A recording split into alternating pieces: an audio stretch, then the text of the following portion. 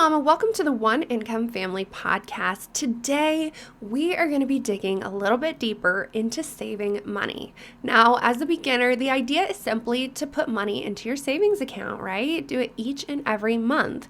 And while that is a great and wonderful start, it's even more important to make sure that each dollar continues having a job even in the savings account. That is why in today's episode, you are going to learn about sinking funds. I've also heard them called savings buckets, if that's a little bit easier for you to understand. But you're going to be learning how, with their help, the sinking funds help, you will always have the cash that you need on hand. So go pop in them headbuds, grab yourself a nice warm something to drink, be it coffee or tea. I prefer tea myself. And let's dive into today's episode.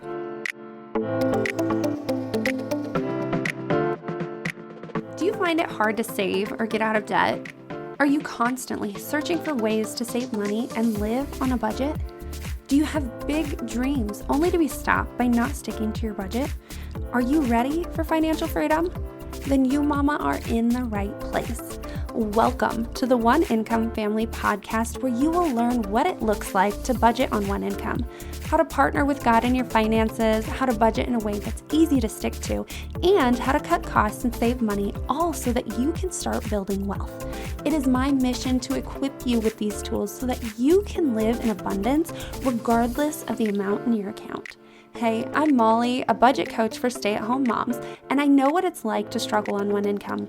I've lived paycheck to paycheck, relied on being frugal, and failed many budgets until I learned how to budget without tracking. This has allowed my family to pay off debt and build wealth all on one income. So, if you are ready for financial freedom, then go grab that stroller, plug in those headphones, and let's get to it.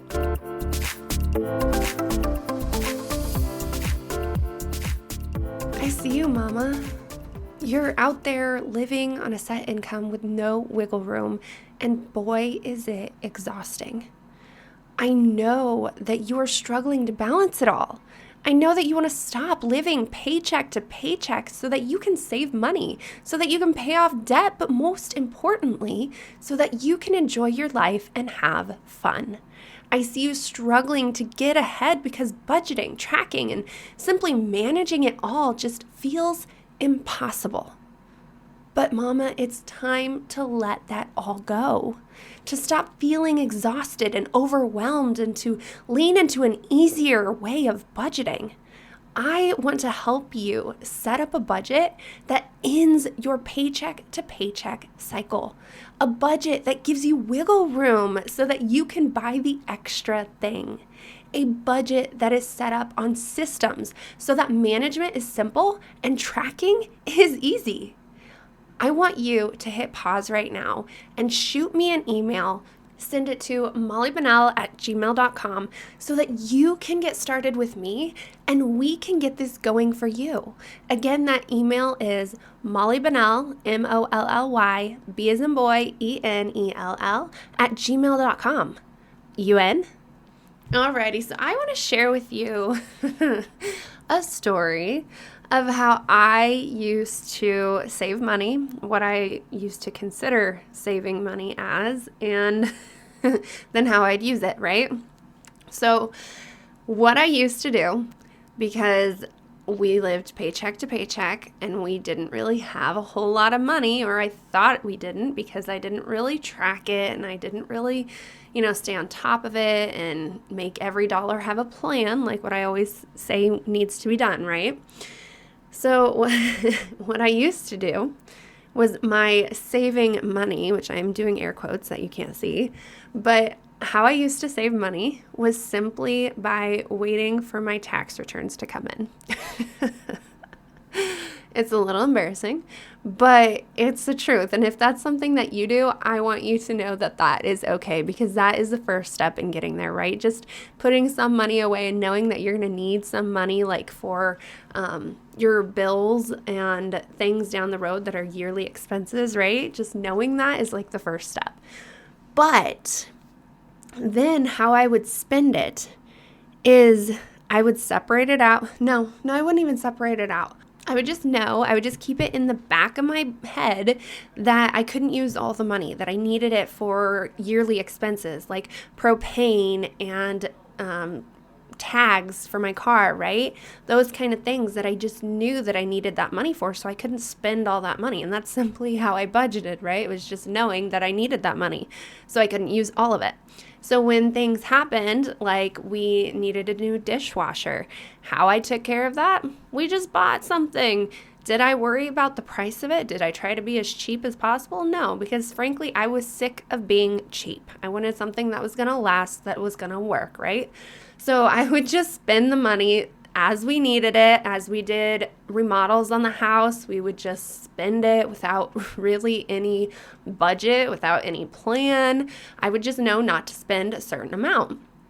Well, I can tell you that is not a good idea, because when it comes to other more pressing matters, like maybe you need to fix your car or get tires for your car, things that, should be like a routine maintenance that you think about or should think about, and you don't think about it, and all of a sudden it pops up. Well, where's that money coming from, right? If you go on vacation and you don't exactly know how to, like, where you're going to get that money from, then you're just like, okay, now I'm in a pickle and I don't exactly know what to do to move forward, right? And that's where the credit cards come out. That's where the loans come out. That's where you find people maybe just driving on tires that are unsafe and could pop at any moment, right?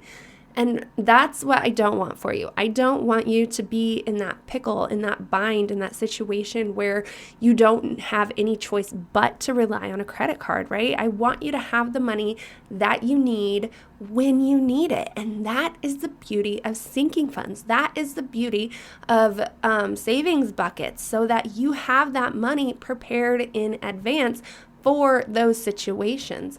You have that money to go on vacation. It might not be the amount that you thought you could use. It might not be buying a $1,000 dishwasher. Maybe you need to buy a $500 dishwasher. They're going to be just as good, maybe not as fancy, right?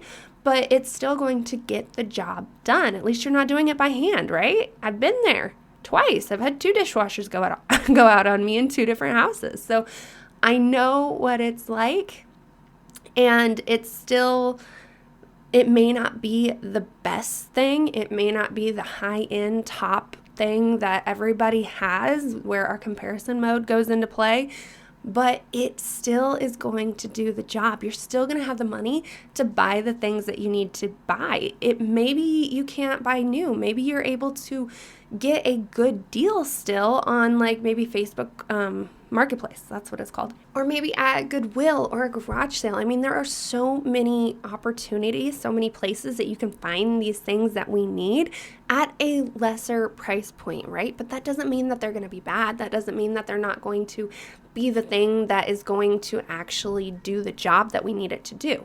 It may just not be pretty, right? And so that's not exactly the point of this episode, right? But it's still something that I wanted to touch on. So anyways, let's get back into like the point of this episode, which is that we have the money to be able to buy the things that we need when we need them.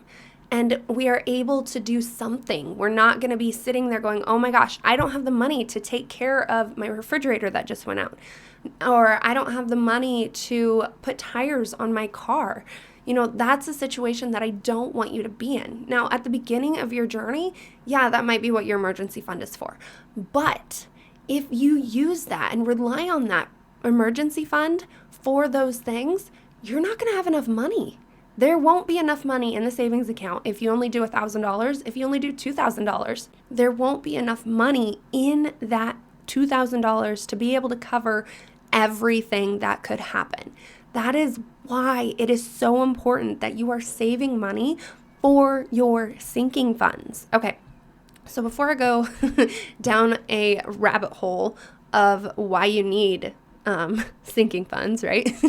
Let's dive into, what they are and how to create them, right? So sinking funds are essentially just little savings buckets or categories in your savings account, whatever's easiest for you to remember. But it's simply just separating out or budgeting your savings account. And it's separate. It's not the same as your monthly budget, because your monthly budget is your monthly expenses and things that you use all the time. This is budgeting your money that is in your savings account so that it has a category that it needs to go to. And so you're actually reaching a financial goal to be able to save up for it. It's not just a big lump sum. When you have a big lump sum and there's no job for the money, that's when things get a little, unknown, and you start spending money every which place because you're like, oh, I've got the money, I can buy that thing.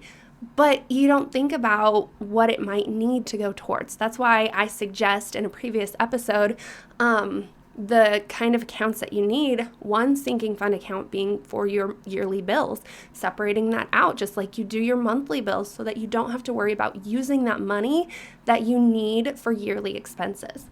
Then you have your sinking funds that I call just like your maintenance things, right? And those are the ones that you are wanting to separate things out for, like Christmases, like car and house maintenance, repairs, those kind of things. Those are going to be what you want to have saved up for. Vacations, the kind of things that can be in whatever area. That's why the savings accounts that I suggest you having is a bills savings account, a sinking fund savings account, and a family savings account, so that you are not questioning what the money is for. Now, you can do it however you want. You can put it all in one account if you want, which I'm going to get into that a little bit later.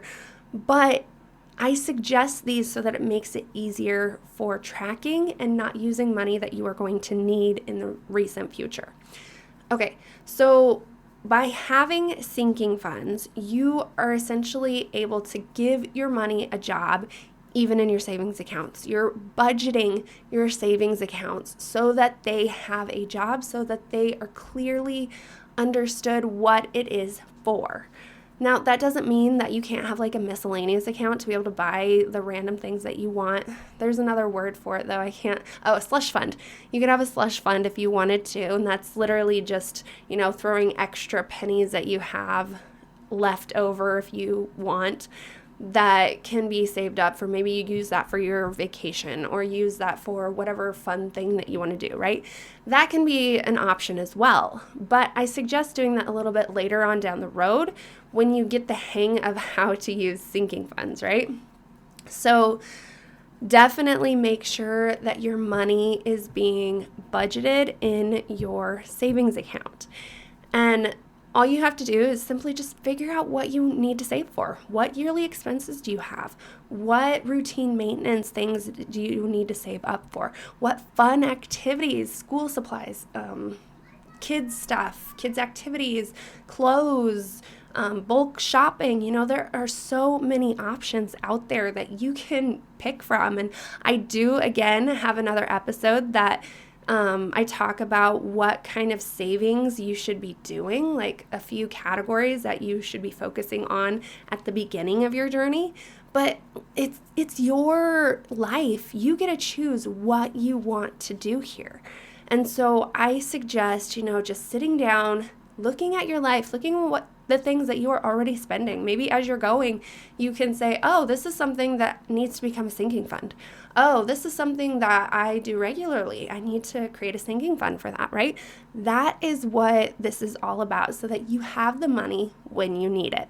The next thing that you need to do is then define what that sinking fund or category or savings bucket, whatever you want to call it, can be used for. So what I mean here is, when I first started this, I was notorious for putting money in that account, or in that category, I should say. And then when something came up, I'd be like, ooh, okay, this is in relation, we'll say kids. It's in relation to kids.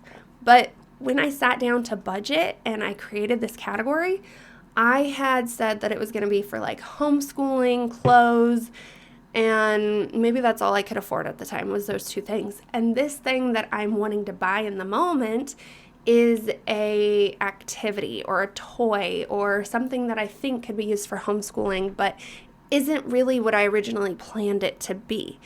That's where things started getting a little tricky, because you can definitely say, okay, yeah, this big overarching topic category can definitely cover multiple things in that area, but what are they actually supposed to cover, and what are you wanting them to be able to cover so that you aren't in a bind come that time, right? Are you able to just randomly buy a toy or go to a game or buy a piece of clothing in the moment, right? Is that something that you can do? You need to define it. If that's something that you want to be able to do, then make sure that you have that planned in there, right? Don't think that you are restricting yourself. This is not restricting. This is allowing you to know what your budget can handle so that you can buy freely, so that you can spend your money without regret, without stress, without going, oh my gosh, can I buy this or can't I buy this? You will know. You will know if you can or if you can't. And if you can't and you still want to get it, then find a way to save up some money for it, right? It doesn't mean you can't get it. It just means you can't get it right now because you need to be able to save up for it so it doesn't affect other things in your budget.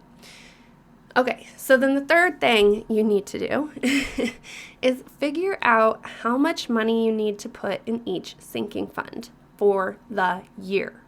And I emphasize for the year because you're going to have a goal amount. You need to know how much money you need to be putting every single month into that budget or into that category, because it's going to be added to your monthly budget. That, again, I'm going to get into that, I think, a little bit further down the road, but it's going to help you know how much money you can actually allocate towards that account, towards that category, that sinking fund. Again, whatever is easiest for you to remember. But you can either do this by going back through the year. I mean, that's a lot of expenses to look back through. Or you can track it as you go. You can say, okay, I spent roughly this much a month on this category. Let's say bulk buying, right? Okay, so let's say we're trying to bulk buy some food for our groceries, and we roughly spend maybe $200 a month on our bulk grocery items. So then we can say roughly $200 a month, and then do it throughout the entire year. And you find out, how much you actually need. It's kind of reverse engineering how much you need so that you can put that amount into your paycheck plan, right? So that you know how much money needs to come out of every single paycheck, because that is going to help you know if you're going to be able to hit your account, like the amount that you want for each category. Now, I'm going to tell you from the get-go, your goals and what you want for each category, especially if you put too many categories in there, which again, I have another episode on that. But if you put too many categories in your sinking funds, if you have too many categories or topics or savings buckets, you can say, okay, well, I want this much out of each one. But then when you put it in your budget, you find out that your budget can't handle all of that pressure, right? And so it's important to make sure that you are figuring out the priority of your savings buckets so that you are able to save up for the things that you need throughout the year. Yes, it's hard. Yes, it's frustrating when you can't do everything that you want to do. But knowing that you're able to get the important things and knowing that you can find another way to get the other things that you want it's like stress coming off your shoulders, right? You know that you're going to be able to take care of your house, your family, and those fun things, they'll come. They're just going to be in a different form than what we expect. And really managing those expectations is what's going to really bring you joy on one income, right? Those expectations are what can make or break you staying on one income. So that is why it is so important that you make sure that you prioritize your categories so that if you need to take some out, it's okay and it doesn't bug you because you will still have a plan to be able to cover those expenses should it be something that you need or really want down the line, right? Okay, so then you need to figure out when you need that amount by. So you have your goal amount and you need to figure out, is it a recurring thing?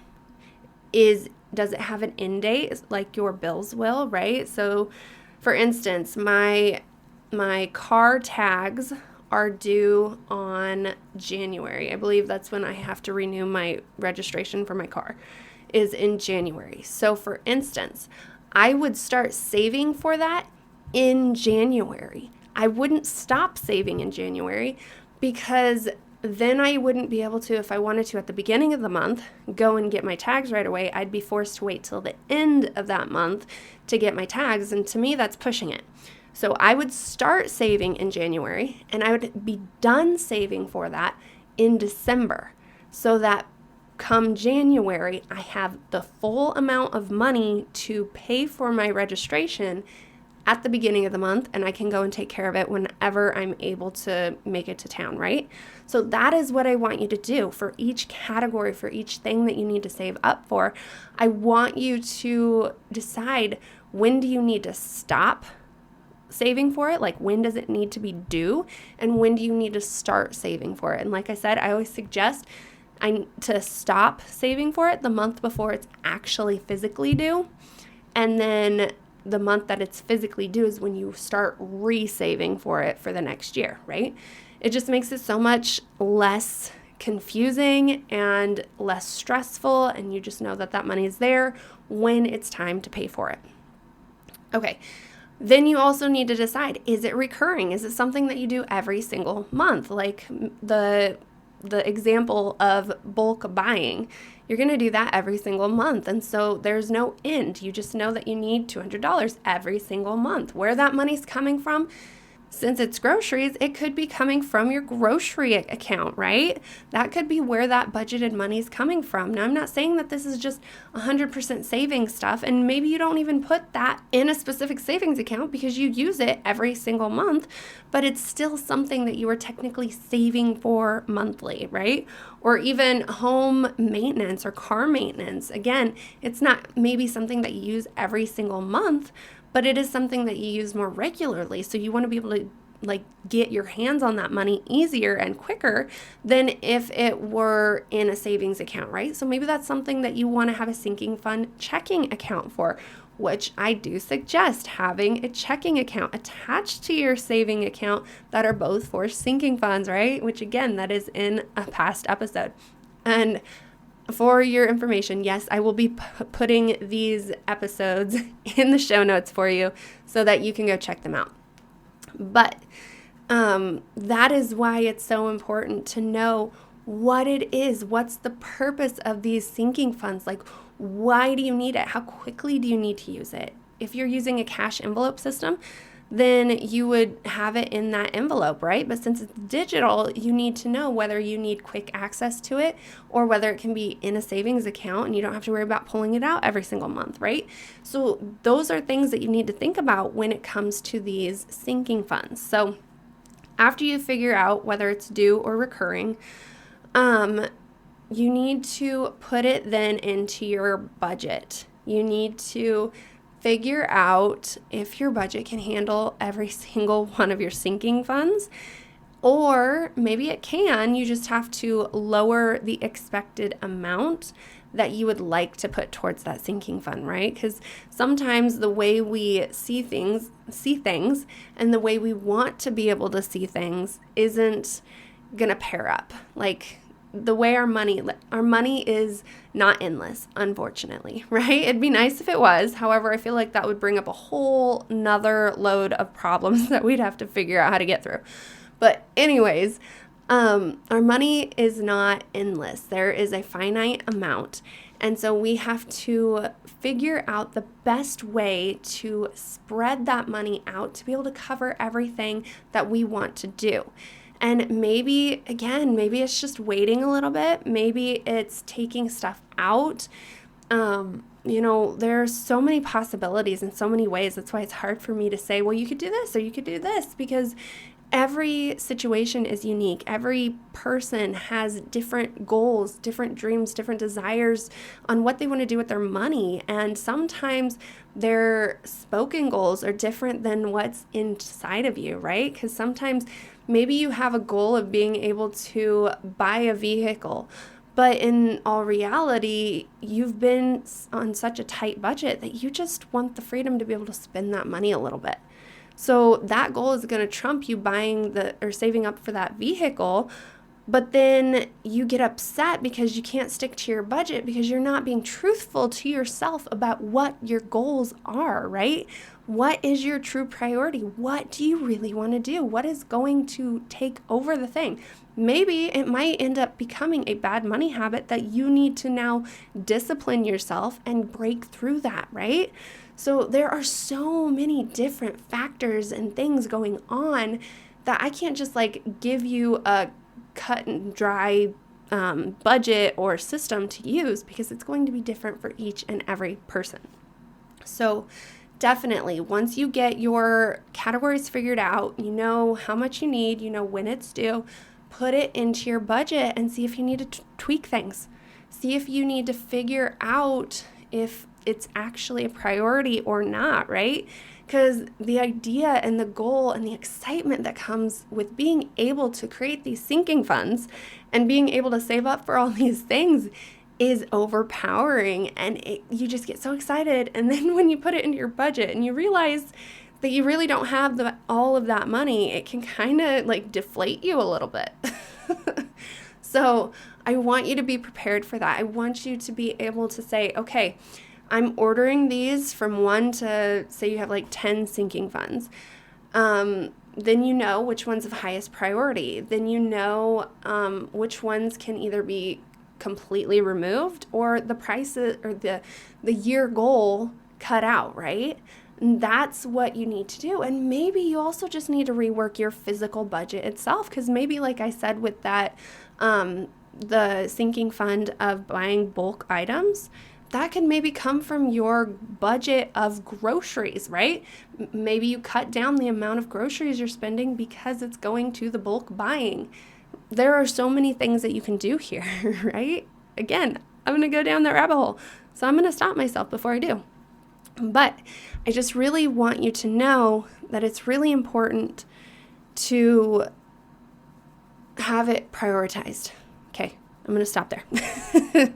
So then the next step that you're going to do is you're going to track your money as you save it and as you use it, so that you know how much money you have in that specific category. You can do this as a lump sum, which I do suggest, because then it's easier to accrue your interest in that savings account.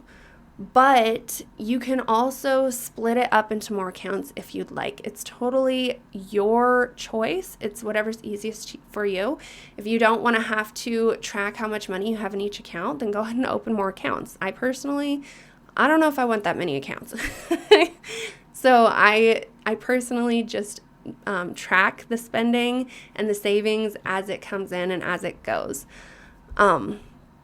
So then by the end of this system of putting together your sinking funds, you will know how much you can actually afford to spend, how much you can spend on things like vacations, on clothes, without affecting other possible needs like repairs and maintenance, or yearly expenses like propane or registration for your cars, right? Those are the things that you need to know, so that your vacation and your clothes budget isn't going to take away from other things that are going to be needed. That doesn't mean that you can't have a great vacation. It just means it will be a little more frugal, right? But that's what we're here for. We're here for being frugal, so that we can do the things that we want to do, and we can live a life of joy instead of stress. And that is what we are here for, right? Okay. So I do want to say that if this is something that you want to figure out, if you want to figure out what your sinking funds should be, then let's hop on a call together, because this is what I do. This is what I'd love to help you with. Figure out what your goals are so that you can really be able to achieve them, so that you have the money when you need it and you're not using it in situations that aren't maybe as important as something that comes up when you need to repair your house or repair your car, right? So my goal for this episode, for you and listening to this episode, is that you are able to have the money that you need when you need it and not have to rely on credit cards. So again, if this is something that you would like to figure out, to look at, to mull over with somebody else with a little bit of guidance, then shoot me an email. Send it to mollybennell@gmail.com. That's MOLLY, B as in boy, ENELL @gmail.com. And let's talk about this. Let's start the conversation and see where you need to go, right? Let's get that call scheduled and really help you get your priorities in a line so that when you go to put it into your budget, it's not as stressful, right? Okay. With that being said, again, shoot me an email at mollybennell@gmail.com. And with that, I pray that you have a great rest of your day. I pray that you have a blessed day. And I will see you again right back here next Tuesday on another episode of the One Income Family Podcast. Before you go, I hope this episode has ignited a fire inside of you, and I pray that it creates long-lasting impact. Did you know that you too can impact other one-income families? All you have to do is leave a written review and you help get the podcast in the hands of other mamas in need. You can also text this episode to that friend who is also knee-deep in the same kind of chaos as you and inspire them to make a change. Also, your review lets me know that you're enjoying the show, and that lights me up. I get so excited to hear from you. Another great way that we can connect, though, is through the One Income Family community over on Facebook. So after you're done leaving that 5-star review, head on over to the community where you will find other mamas working their way out of the chaos. You can ask your questions and connect with others who truly understand what you are going through. I cannot wait to connect with you in the community. Until then, I will see you right here next week on another episode of the One Income Family Podcast.